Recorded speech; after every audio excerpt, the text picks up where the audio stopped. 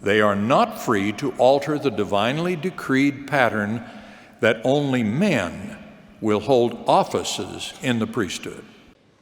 And young women, please understand that if you dress immodestly, you are magnifying this problem by becoming pornography.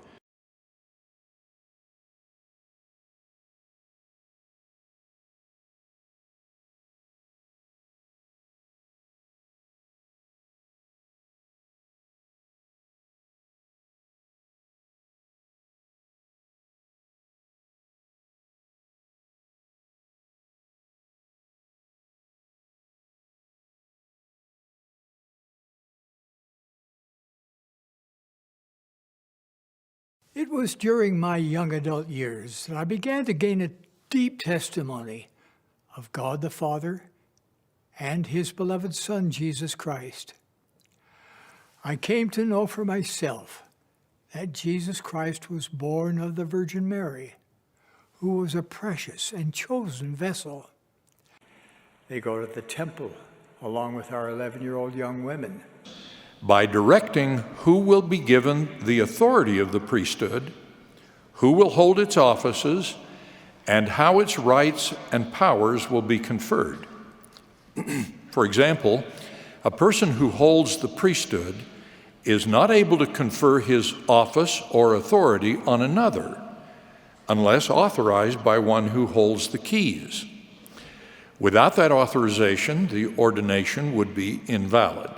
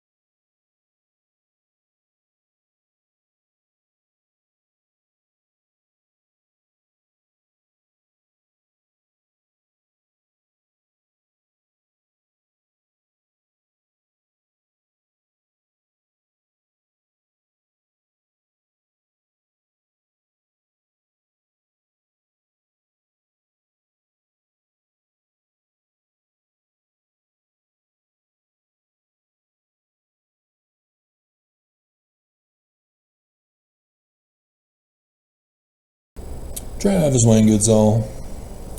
I'd like to thank everybody in advance for remembering my birthday belatedly.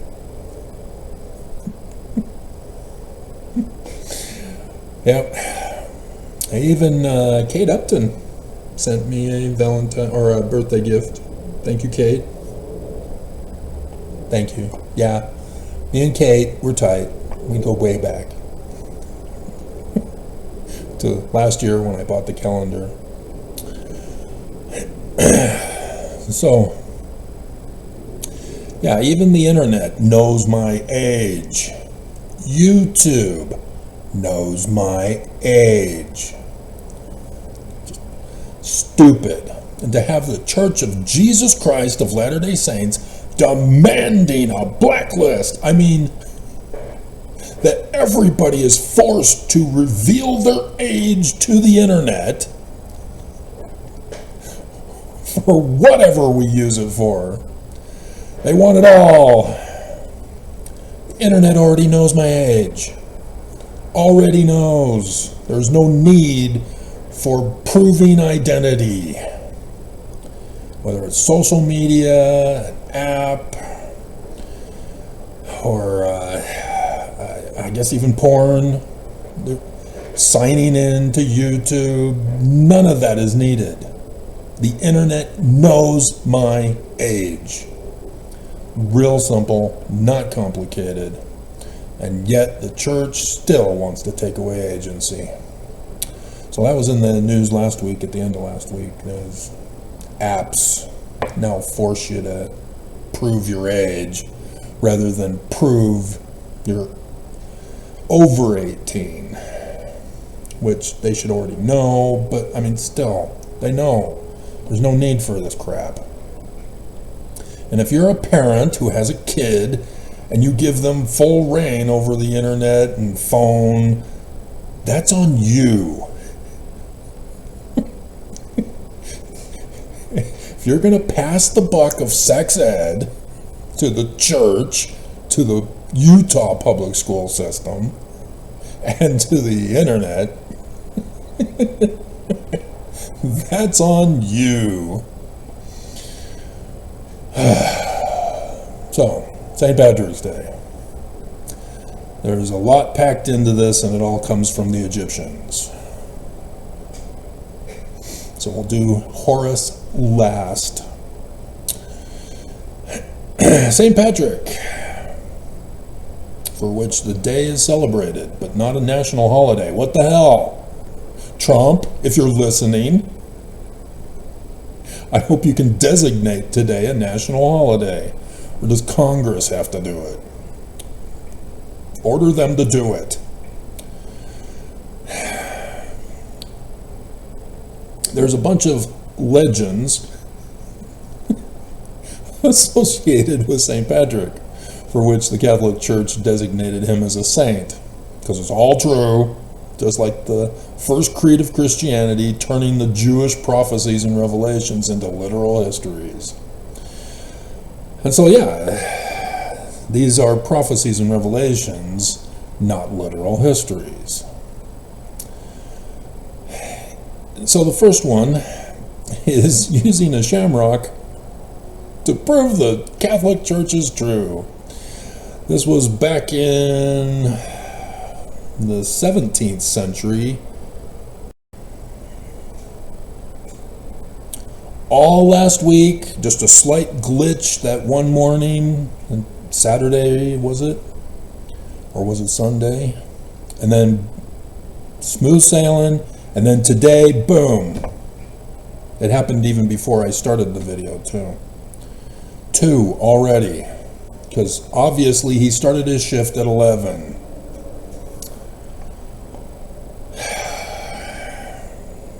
So he's trying to get revenge. Trying to prove the church is true. It's all true. And if I only knew. There is no Jesus, he ain't coming. So why are you threatening me to believe in Jesus? Do you not know who I am? Don't you know who I am? They don't care. Nobody cares.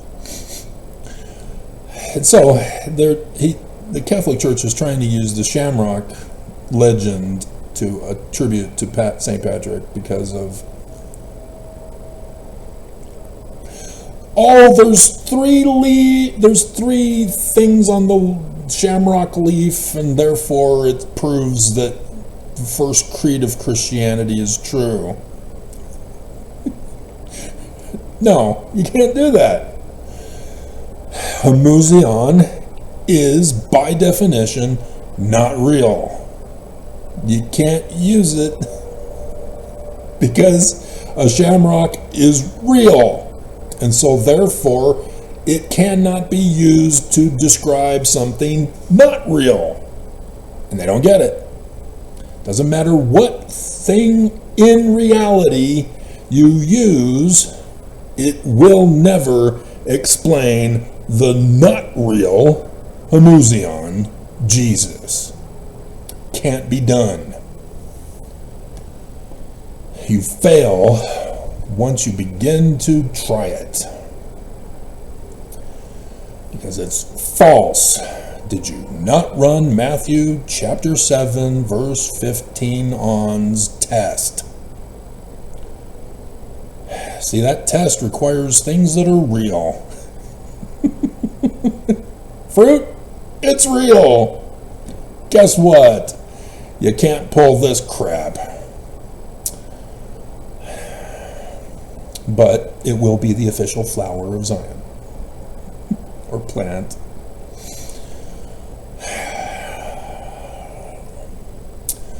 The famous one that he's known for, banishing the snakes from Ireland.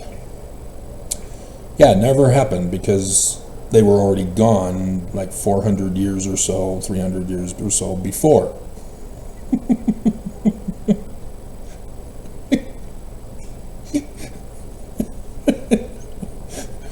But instead, they correctly identify pattern matching with the Bible. You'll never guess who.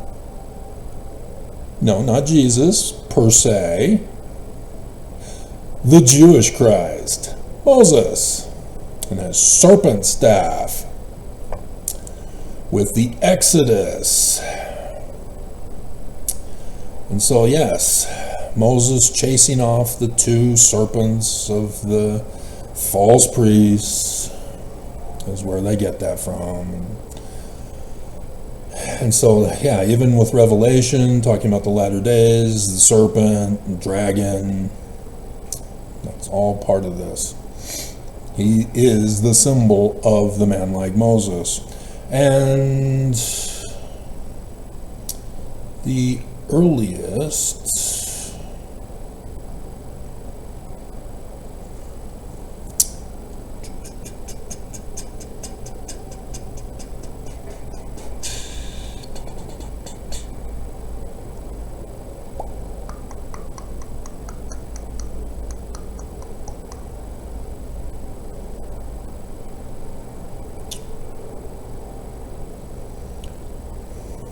I know it's in here somewhere. Where did I see it?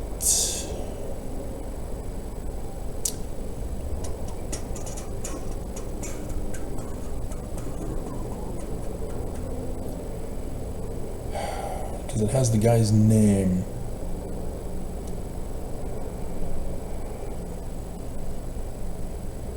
Two Patricks, oh my hell.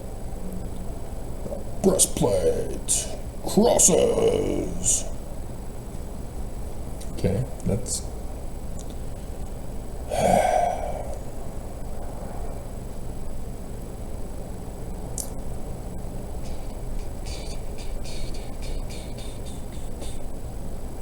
be fixed. Christianity, confessions, cleric. 3rd century. Where is it? But yeah, here's where they say it's the supposed date of his death, not the birth, because the man like Moses is latter days. The death sign, death, and that's his birthday. Let's see, because that has to do with the Egyptians and the Jews for that. Seriously? You're going to make me go back to the internet.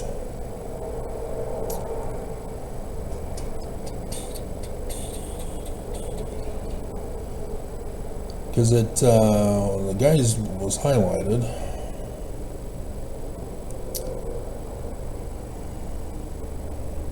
This is taking way too long. I'm growing impatient. Growing impatient.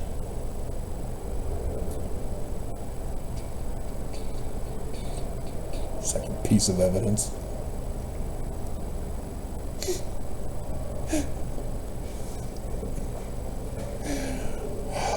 Here it is.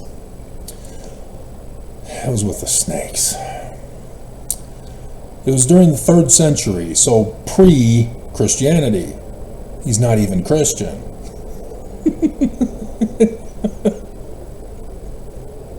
Christians stole them. And so Gaius Julius Solinus in the 3rd century wrote about him because of the British Druids who bear the name Sun God. Shh, it's a hidden name. They never told anybody. Only the descendants of these sun gods would know the name. Yes, direct descendants. From the Amun priesthood of the 18th dynasty, David Moses dynasty of Egypt. From David Moses III, from whom that's what they're technically referring to as the descendant of David to restore his kingdom, because it sort of collapsed after the Aten priesthood guy who does a lot of the same stuff that Moses does too.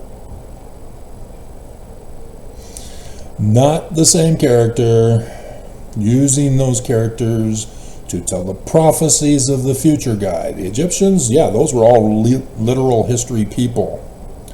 The Bible, no. The Egyptians, yes. Bible, no. And so their Christ is Horus, son Amun, which is the title given to every single Christ of Egypt.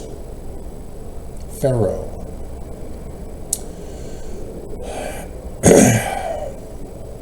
And so that's where we get the earliest recording of him, as pre-Christian Constantine. Post-glacial Ireland. I need to find out what post-glacial Ireland means. Is that ancient? Is he ancient? So now we got to get to the internet because it won't let me click on the internet through this PDF.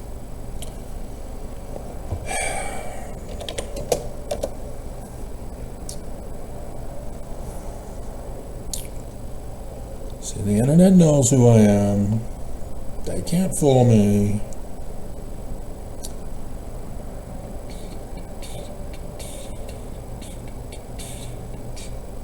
Post-glacial. Okay, what's the time? I don't think this is it.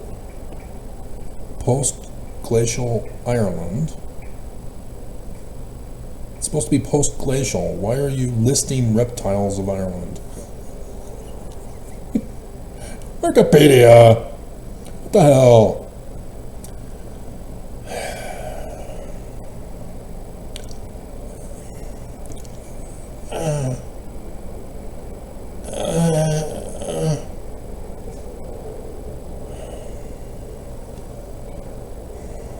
See, now I've got to do this other way. When's the post-glacial period in Ireland? When is the post-glacial period in Ireland?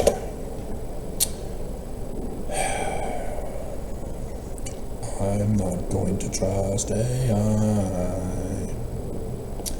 Ooh.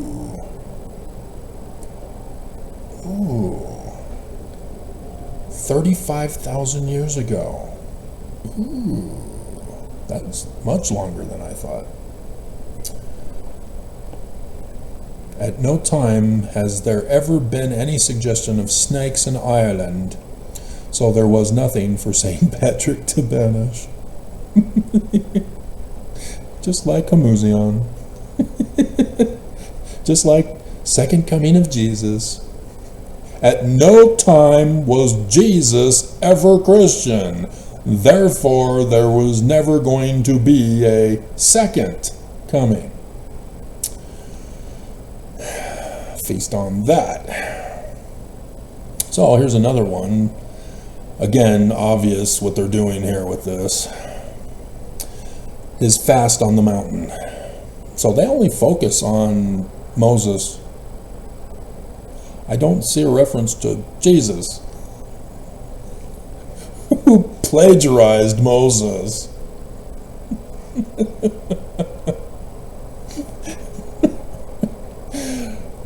If Jesus was the fulfillment, then who's this Patrick guy?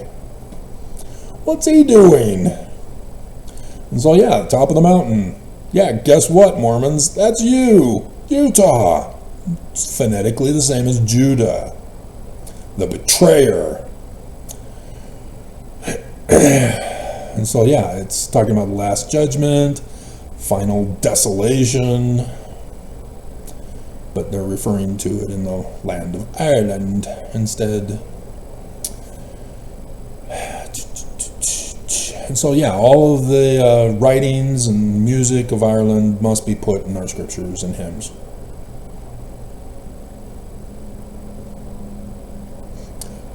Right, Dunny boy? All of it. And Patrick and Derry. Let's see. According to tradition, Patrick founded his main church at Armagh and Macha in the year 445.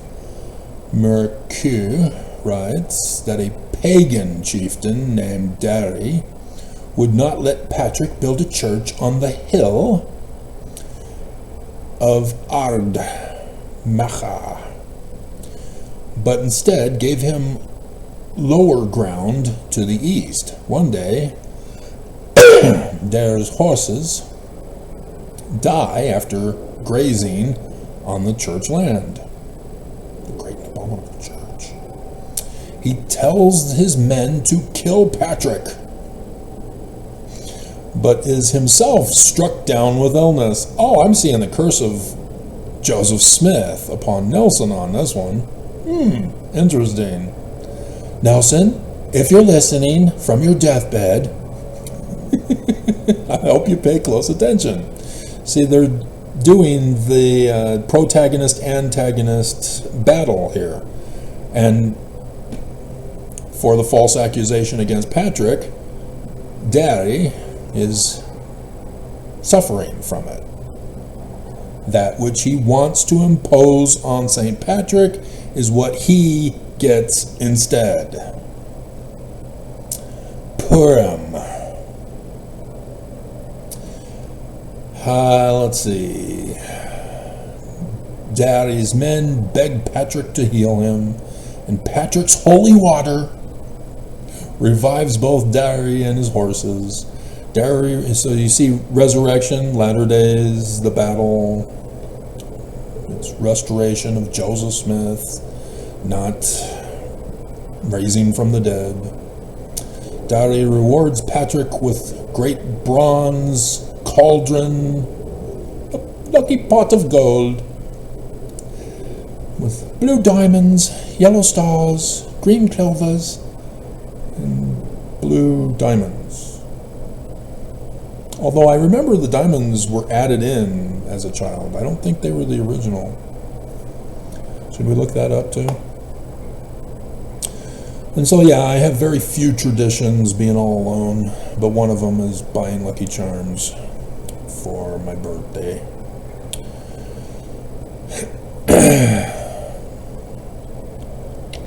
Evolution of added charms in Lucky Charms cereal.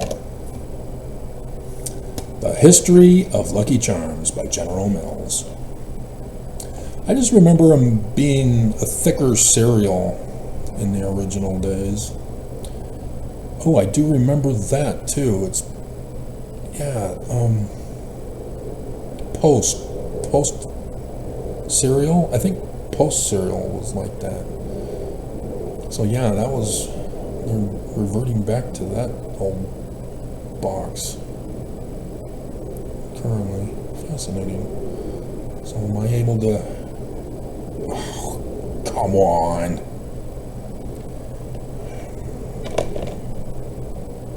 You're not going to let me do it, are you?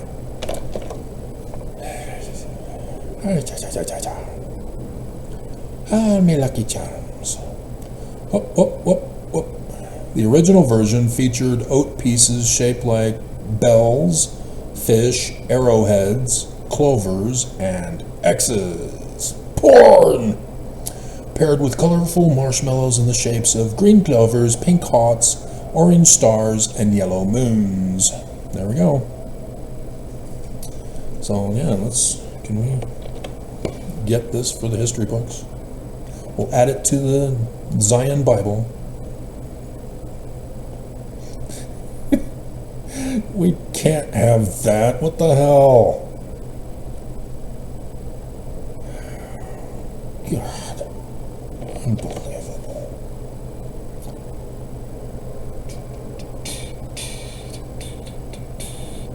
Oh my God, I'm not going to let go of that.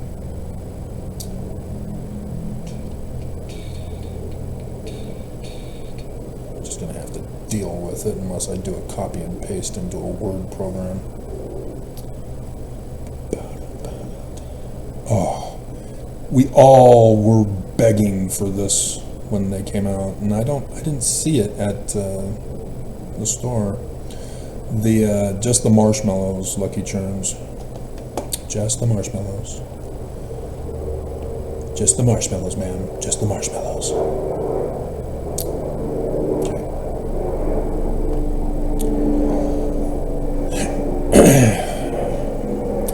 And let's see. So getting the cauldron gave him the hill, because that's where the horses died. Yeah, you can have it now.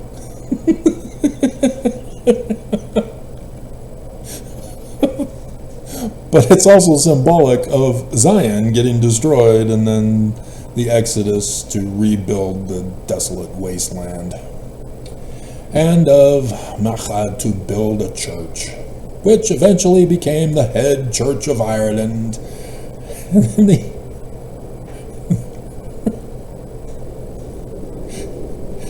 The Irish Republican Army. And Sunday, Bloody Sunday. That was in Ireland, wasn't it? I think it was. We had our Sunday, Bloody Sunday, the other week. Last Sunday, wasn't it? And then U2 sings it. Sunday, Bloody Sunday. Live from the Red Rocks Amphitheater. Irish rock band U2. It is the opening track from the 1983 album War. We want the actual Sunday, Bloody Sunday. And there's a film. Seriously?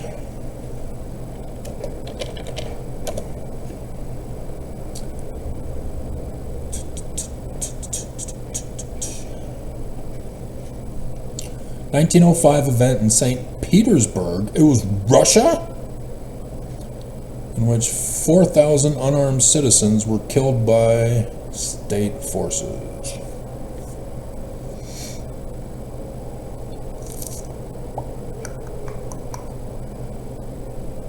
There we go.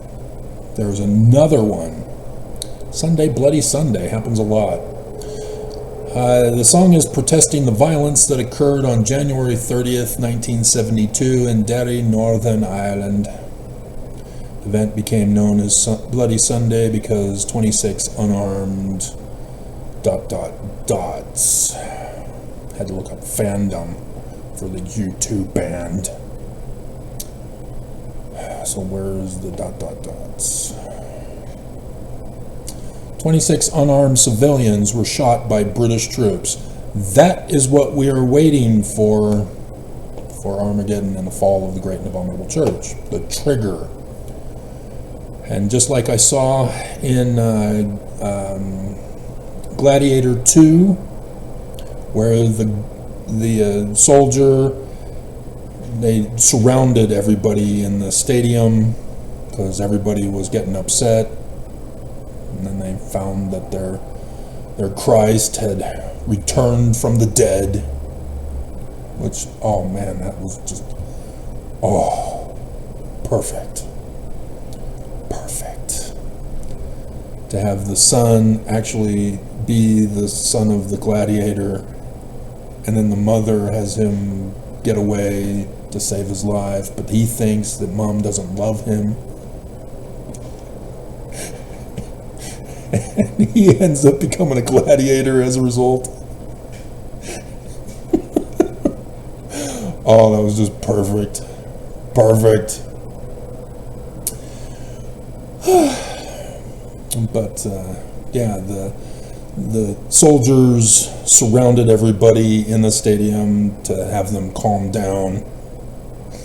And then the one soldier shoots an unarmed woman. And then all hell broke loose and Rome burned to the very ground. And also, time,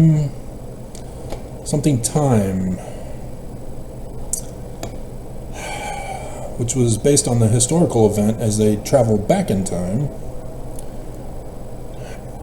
Gerard Butler.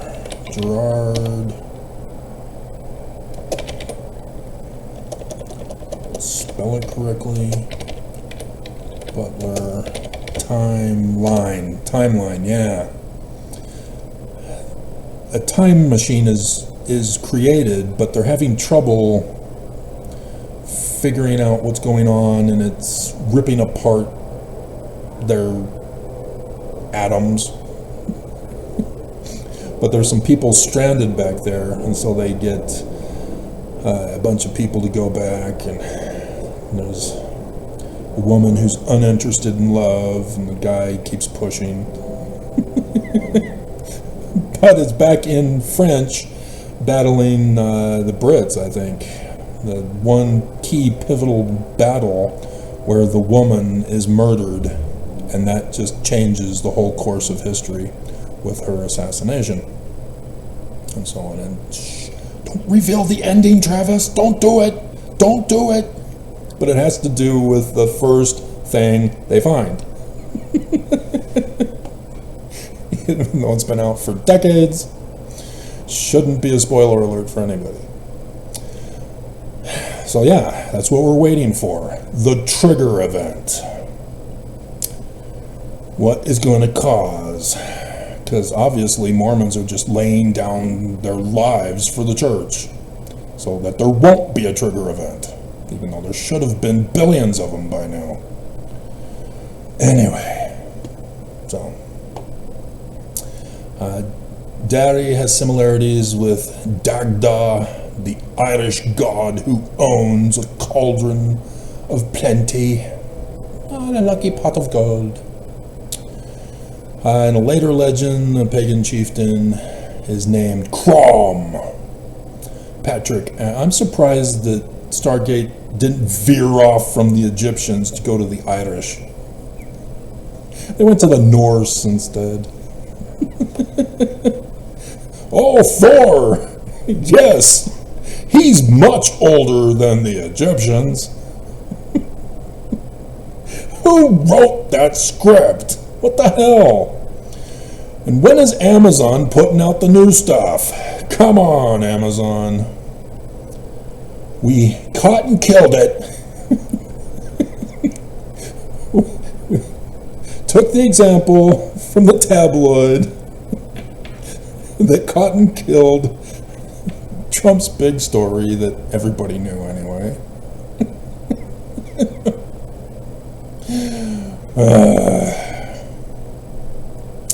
And so Patrick asks the chieftain for food. Crom sends his bull in the hope that it would drive off or kill Patrick. Interesting. Jupiter is on the crown of the bull. Instead, it meekly submits to Patrick, allowing itself to be slaughtered and eaten. Just like Mormons. Here we are! Kill us, Nelson! Go ahead. What the hell, Mormons? Crom defends his bull, demands his bull be returned. Patrick has the bull's bones, and and hide, put together and brings it back to life in some version. And so, yes, the transition of authority, the restoration, again, death as restoring what was Joseph Smith buried in the ground by the assassins, false Christ. Crom is so impressed that he converts to Christianity, of whom Patrick was before, therefore couldn't have been.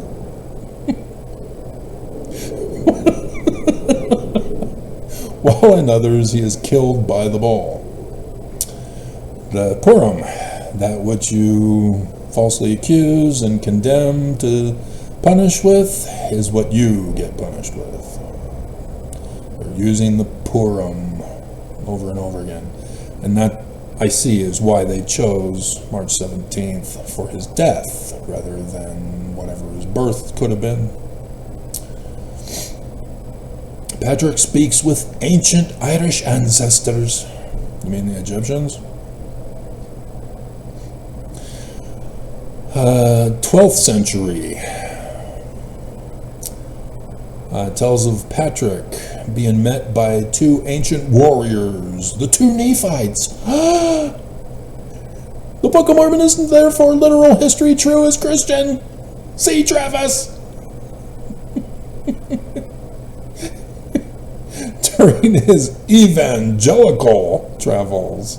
Yes, the evangelicals now control St. Patrick. Has nothing to do with Messenger. The two were once members of a guy's warrior band, the Fianna, and somehow survived to Patrick's time. I wonder if the Harp Twins have got something coming out for today. I'll have to check. In the work, St. Patrick seeks to convert the warriors to Christianity while they defend their pagan past. St. Patrick was a pagan. Just saying. The British Druids, pagan. Just saying. The heroic pagan lifestyle of the warriors, of fighting and feasting and living close to nature, because that is just so evil, is contrasted with the more peaceful but unheroic and non-sensual life offered by Christianity. Yes, nature is sensual.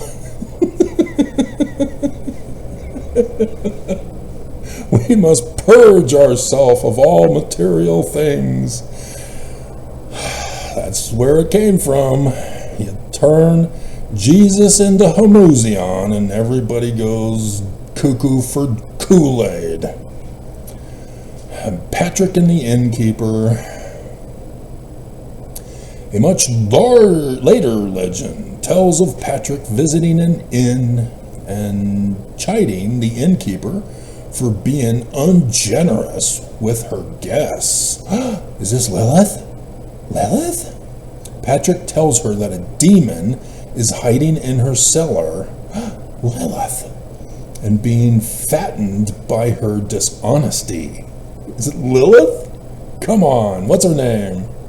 He says that the only way to get rid of the demon is by mending her ways.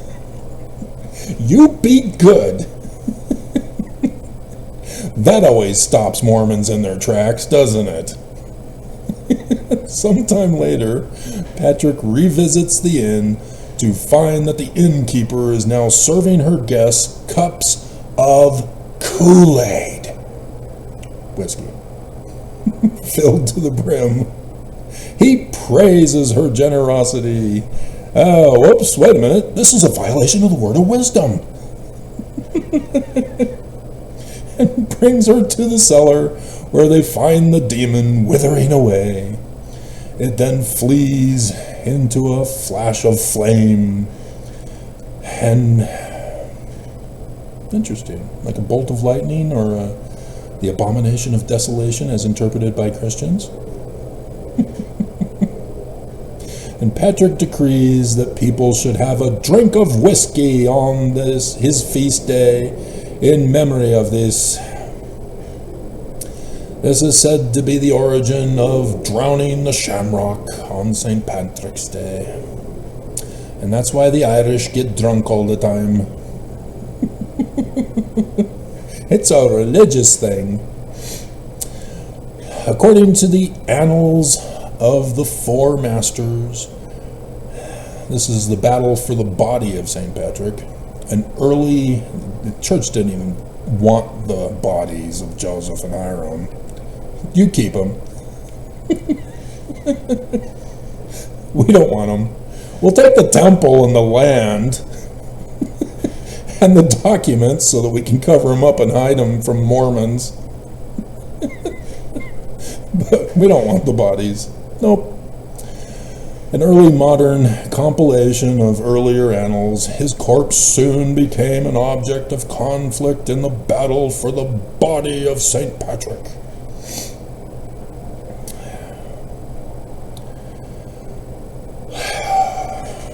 So, yeah, that church doesn't want the body. There's no battle. None whatsoever.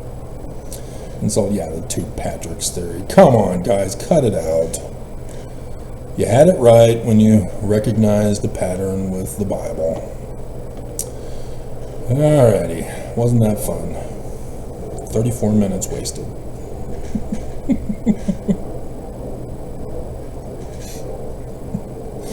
So, Adar is a Paleo-Hebrew word. The A is the Eye of Horus. That's the prefix determinative. Therefore, it has to do with the Christ of the Egyptians, Horus, as the seer of the Egyptians, of whom every single pharaoh was a type and shadow of. And thus, every single pharaoh had a mom who was impregnated by Father Amen. Yeah. See how the Church of Jesus Christ screwed that all up, Mormons? And so the D is the shape of the triangle of delta in Greek and is a capstone symbolism at the top. And the R comes from the Egyptian hieroglyph of the flag symbol, thus for God. And so, as a two-letter root word, Dar is the god of the capstone. Horus, clarified by the prefix determinative. So, yeah, Mormons, the Book of Mormon is true. Pre-Babylonian captivity, Jewish Egyptians. Paleo-Hebrew was written when Jerusalem, or Salem, was Egyptian territory. So yeah, the Bible was kind of wrong when the Genesis author says that that was Assyrian territory. Nope. Wrong.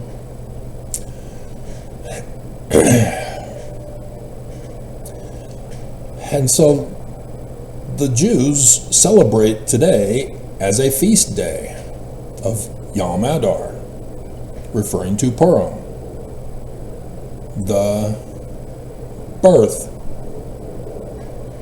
of he who is coming to set in order the temple, to stop the prostituting of Mormon women, and to get them to Zion. And so that's what it celebrates. The exodus of the Jews from Persia. This is that day. 522 BCE, the Jewish exodus from Persia to return to Jerusalem because King Cyrus said you can go back and build your temple. Yeah, I'm waiting for the church to fall. I'm waiting for the transfer of authority to me, and then Trump says, you are free to go to Zion and rebuild your temple, Travis. Thank you, Trump. Do we still need the gold cards? Do we? And so, I have never corrected the color coding. 1839 belongs to Brigham Young. Excommunicates? Brigham Young sure had a lot of responsibilities above and beyond what he was called to do. Isn't that interesting, Mormons? Because all Mormons get told not to assume a higher authority than we have been called. And there's even the scriptures where the sons of Mosiah are sitting around talking, and they say, oh, that I could blah, blah, blah, blah, blah, and then, why should I desire to do more than I have been called? Can I find it? Why desire... Oh.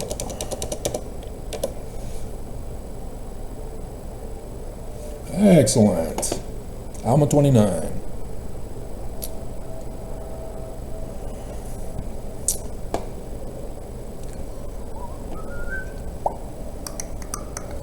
Oh, yeah, they talk about Trump. Verse 1.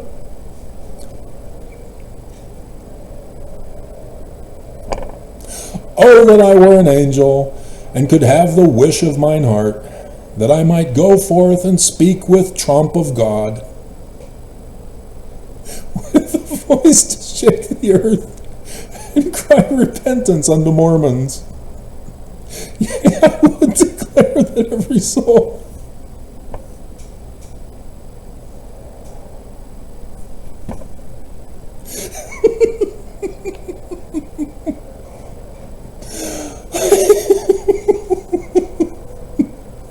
Book of Mormon is so true. Speak.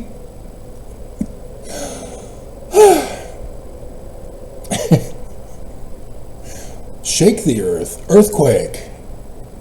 We got a potential for an earthquake if we're going to repeat everything, Oaks. That was tomorrow. Would be the anniversary of it. It would be highly unlikely that it would be on the very day of, but that would be really cool. Yea, I would declare unto every soul, as with the voice of thunder. Or you can do it during the middle of this video. I would be happy and fine with that. I'd have to stop the video before the power cuts out.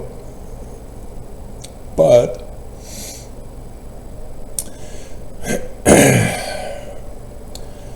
let's see. Yea, I would cry repentance unto every Mormon. Yea, I would declare unto every soul, as with the voice of thunder, repentance and the plan of redemption. That they should repent and come unto our God, that they might not be more sorrowful upon all the face of the earth. But behold, I am a man, and do sin in my wish.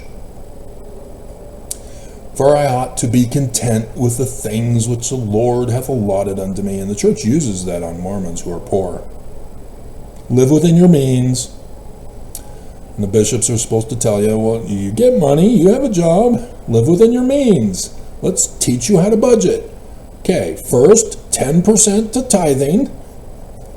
Then I would recommend something like 20 or 30% for a savings account. And let's see, you have $5 left. Okay, so you've got rent, you've got utilities.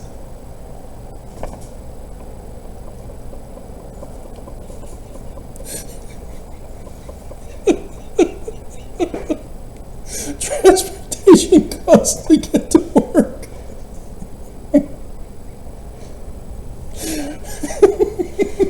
Live within your means. Trust the Lord.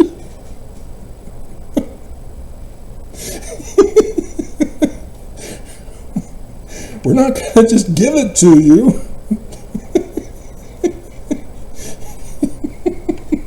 You've got to be a steward for your work. Oh, God. I ought not to harrow up in my desires the firm decree of a just God.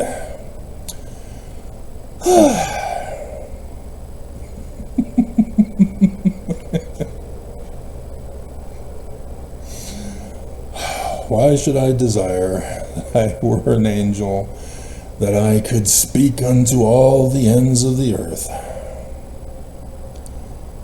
Oh, that was hilarious.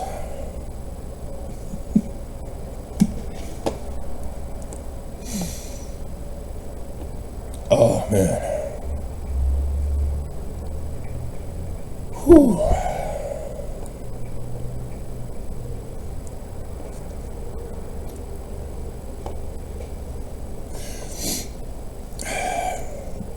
And so, yeah, Brigham Young has no authority over temple stuff.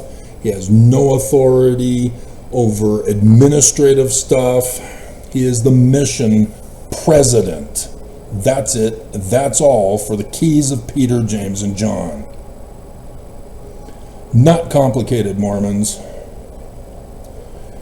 Moses is the keys for the head of the church.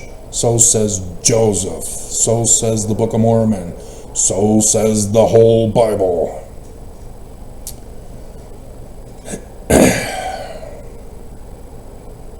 And so what is interesting with Adar, to go back to that, in Aramaic, they alter the shape of the D. It's more comparable with the R, and oftentimes misspellings occur because of the similarities of the shapes in the linear form. And that's because they're both from similar symbols from ancient Egyptian. The D is the sacred stand that would be carried in ceremonial processions that would have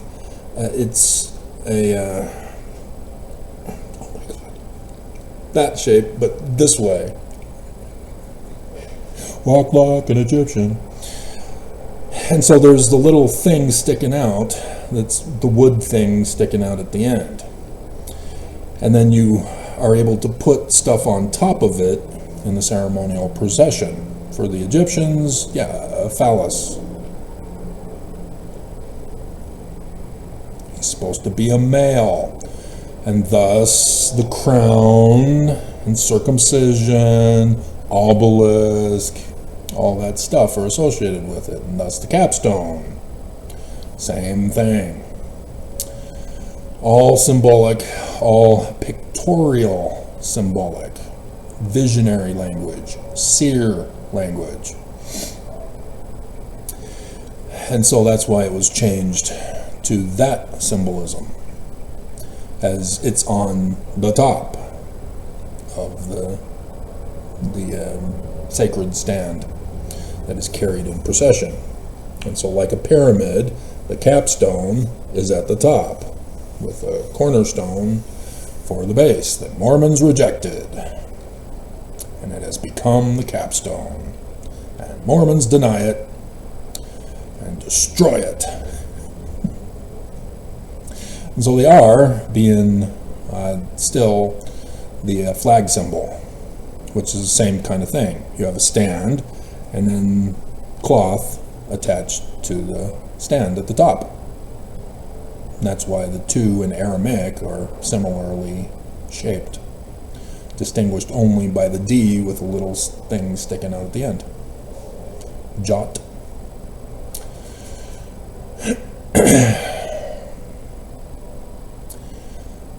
And so, there's many errors of the Masoretes as a result of changing the Paleo-Hebrew into Aramaic script, because they were still feuding with the Samaritans, who have the Paleo-Hebrew script of the 5 books, Pentateuch. Get over it, guys. Get over it. It's just a story prophesying of the latter days. Can't we all just get along? Which that one, because that has barroom brawls and drinking replacements. And Irish isn't... No, he's British. I think he's British. The kicker. I think he's British. I don't think he's Irish.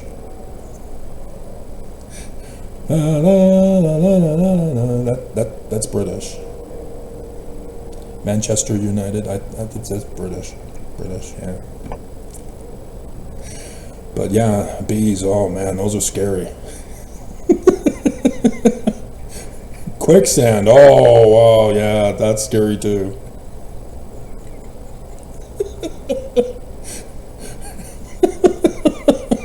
What do you mean, Shane?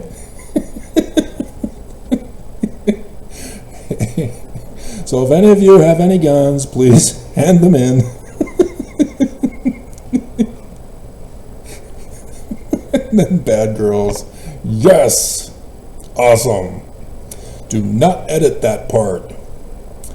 That is naughty to edit that part. It must be had in its full unedited sequence. And if you've never seen the show, don't worry about it.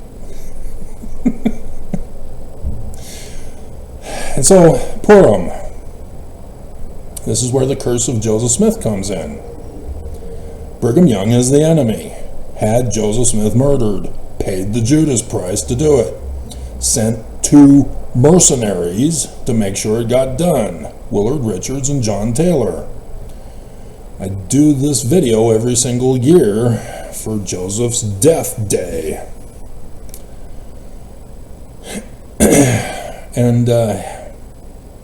And so Purim. Just interesting, the timing of it all, and the day and hour. But Joseph Smith was locked up in Liberty Jail. Thomas B. Marsh left because of what he had seen the Danites do in the War of 1838. He was told that the Danites are going to overthrow the government in the latter days. And so he left, saying, I can't go along with this, guys. So obviously everybody treats him as a traitor. Obviously he's the bad guy. He's kicking the pricks of Mormonism. But what he described does not harmonize when he says that he was told by the Danites that Joseph Smith is the leader of the Danites, that Joseph Smith approves all of what they're doing, and that it's all under his orders and direction, and you need to obey or they're going to murder you too, even if you're a Mormon. And so lots of Mormons were chased out of the church by these Danites because the Mormons had nothing to do with being baptized into their church under their name. And they refused to be evil. These Danites were threatening everybody. Join us. Joseph Smith is our leader, or we're going to murder you. Just like they did to the neighbors in 1838 war. They came in, burned down the village, the town, murdered the men, raped the women, stole the property, and brought it to Adam-on-Diamond, to the storehouse. And yet, the year before Brigham died,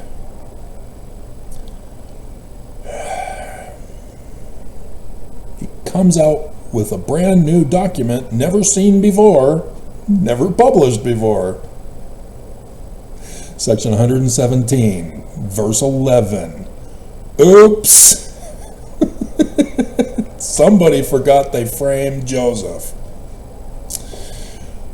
Yep. So in their forged document, they reveal the truth about what really happened in 1838.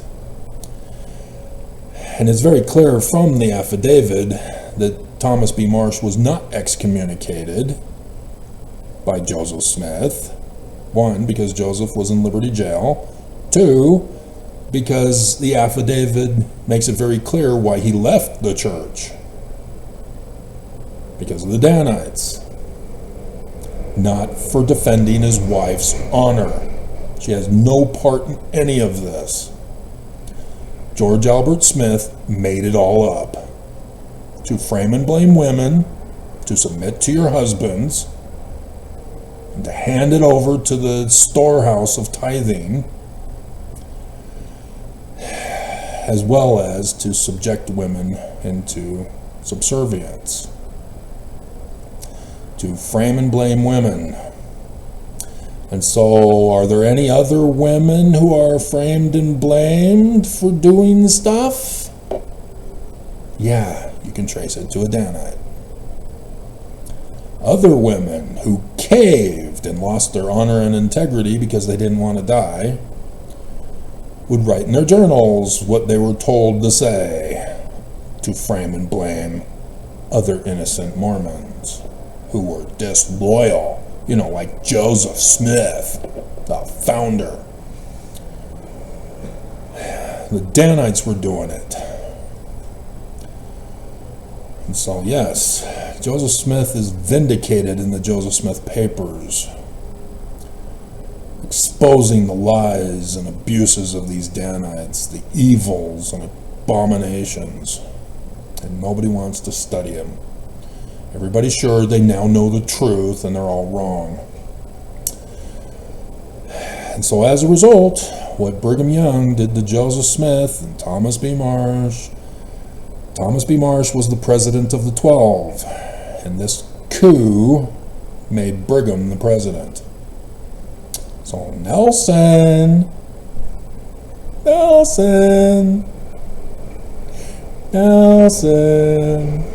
on your deathbed, huh? Deuteronomy 19 is where the story of Esther of Purim comes from. That which you falsely accuse in another and issue a punishment for is the punishment that you, as the false accuser, will receive. Nelson, you can do it now. Maybe your life will be spared. It's not up to me. It's the curse of Joseph. Just saying. And so, women, who fell that man might be? It wasn't Eve, was it? And so, Oaks again. Women are porn, are they? Little girls are porn, huh? Really? And women, it is not the divine decree of God that women should have priesthood and priesthood office, huh? Is it? Shall we refer to the 17th of March? Interesting. 1842. Where the Joseph Smith papers makes it very clear that Joseph Smith said, pattern it after our administration, and if you want deacons, teachers, etc., you can do it. It's yours. That sounds like priesthood and priesthood office to me. Pretty sure. And yet you allowed the church to excommunicate Kate Kelly and disband your ordained women so that you can be again subjected to their patriarchal abuse. What the hell? And so women, they're vessels for God's sperm.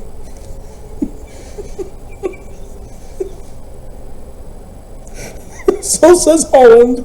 It's scriptural.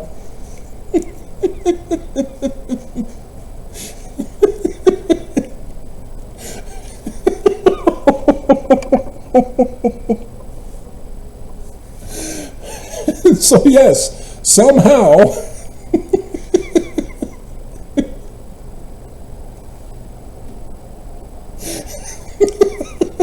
laws of science are violated by God's sperm,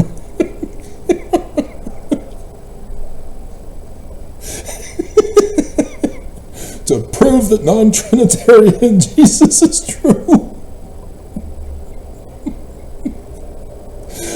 Oh my God. Should we again look that up, women? And panic you?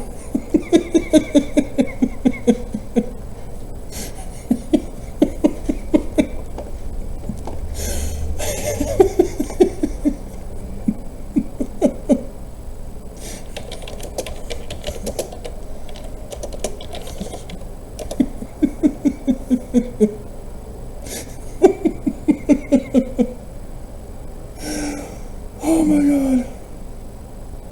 So Medicine Plus is what we're looking at here.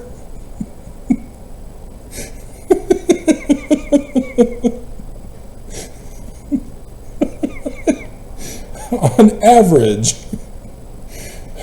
per is 5 milliliters worth.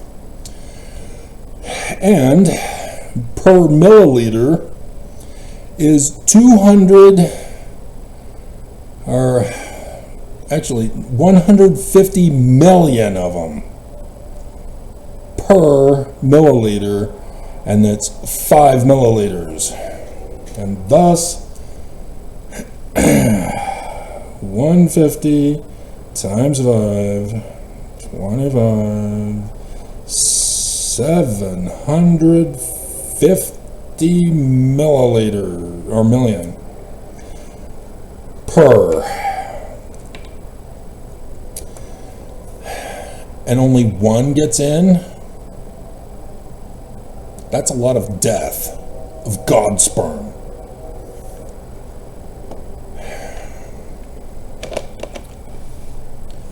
Why the test is performed, how the test will feel.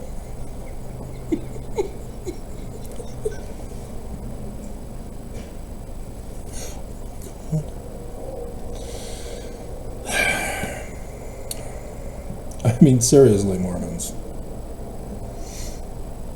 Who could ever be Mormon listening to these nutcases just making stuff up? And Mormons just go, oh, wow, it's so true. I've got God's sperm. You have to obey me, wife.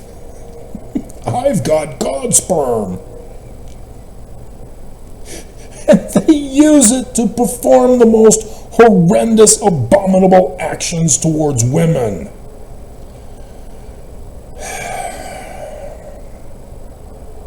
Not to mention altering the theology. So now, Heavenly Father from outer space comes to earth to his 14-year-old daughter and rapes her with God's sperm to produce rape baby Jesus. And you're okay with that, huh? As a 14-year-old girl, Mormon, you're okay with that, huh? What are your parents teaching you? Obviously nothing in regards to sex ed. Dear God. But yes, Joseph Smith rushed to meet with the women on the 17th. He knows. The Jews knew. Joseph knows. And sure enough, he does it. See, back on the 15th, he became a master mason.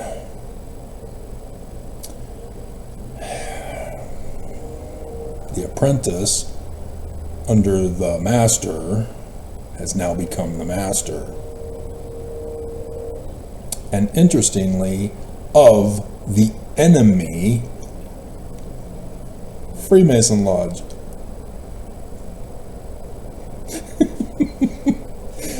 If you understand my 9/11 discussion, 1826. But because of 9/11/1826, they had to flee from that because of what happened as a consequence. And church history gets covered up in ensues. And so what Joseph Smith was doing in establishing the temple was primarily for the endowment for the elders to go out and preach. But women, giving them priesthood and priesthood office, thus allowing them that same endowment. So that they, as a couple, produce the future Mormon who would be the Christ for Mormons, to save Mormons from the great and abominable church of Brigham Young's Jesus Christ.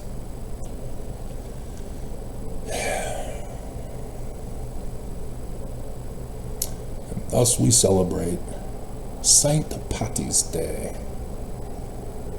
And so yeah, the year of the dog, and the Egyptian year, and all this other stuff, all of it.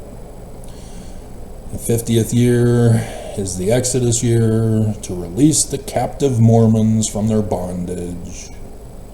The Jubilee year, all of it, all symbolic, all prophecies, all days and hours of the latter days. So the Mormons would have no confusion whatsoever who their Christ is, and not be waiting around for a false Christ who hasn't shown, and if he's not here, it ain't true. You got to run the test. There has to be a time limit. So if the fall of the church doesn't happen by May 1st, I quit. This has been too long of a latter days. But I mean, seriously, everything has been fulfilled. I've even come out with new prophecies for you of my own, with countdowns. And yet, Mormons still will not believe. They still resist. They still refuse. And yet it's all right there for Mormons to go, wow, this is more than obvious. How did I miss this? Oh, right. Jesus Christianity of Mormonism. I think that's it. That's all I have in the segment.